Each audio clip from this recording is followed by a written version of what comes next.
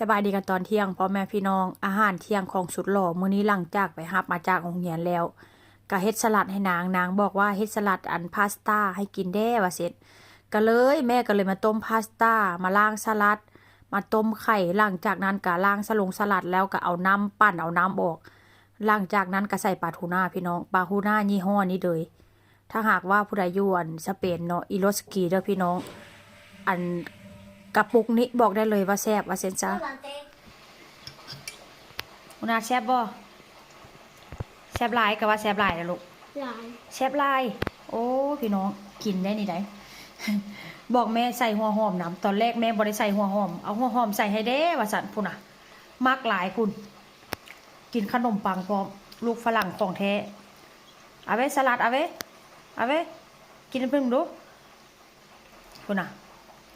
กินได้พี่น้องถ้าเด็กน้อยบ้านเฮากะจิบ่ค่อยกินเนาะแต่ว่าลูกค่อยนี่กินเด้อเรื่องสลัดนี่เป็นห่อเมียงหมู่นั้นน่ะเห็นค่อยกินนี่ขอกินน้ำรสแซ่บบ่แซ่บแม่งอ่ะ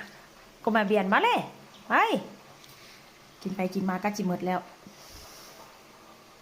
ยังทอดไก่เลยลูกมาเลยเอาไว้พูดเนาะไอ้เซ่โบยาไอ้หัวหอมได้หันไหนเอาออกอันนึงลูกออกอันนึงมุ้ยเบียนเอาเบียนเสร็จแล้วล่ะเผ็ดบ่ลูกบ่เผ็ดวะเอาได้เป็นสลัดอ่ะเกวียนกินแบบนี้เลยพี่น้องลูกฝรั่งของแท้ได้ที่ไหนเอาไว้สลัดเอาไว้เป็นสลัดละเราบอกกันยัยน่ะเนาะเต็มปากแล้วเอากินลูกกินไอ้น่ะโอ้เชฟหลายปุ่นฝีมืออีแม่หรือว่าขี้มืออีแม่นี่แซ่บสุดๆเลยเป็นบ่เอาเชฟละกินลูกไอ้น่ะอาหารจานที่2ของสุดหล่อแม่ทอดไก่ให้อาหารโปรดทอดไก่วะทอดยังก็ทอดไก่พอแล้วขนมปังค่ะน่ะ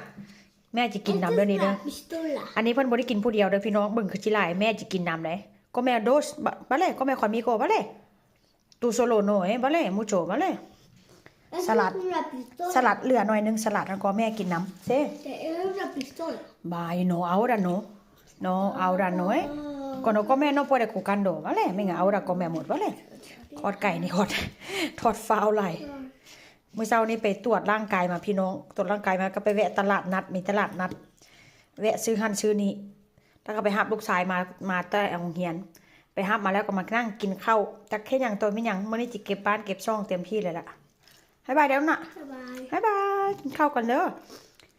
พอแล้วขนมปังเพิ่นจะไปเยอะขนมปังเสิร์ฟบ่เนี่ยโอ้ย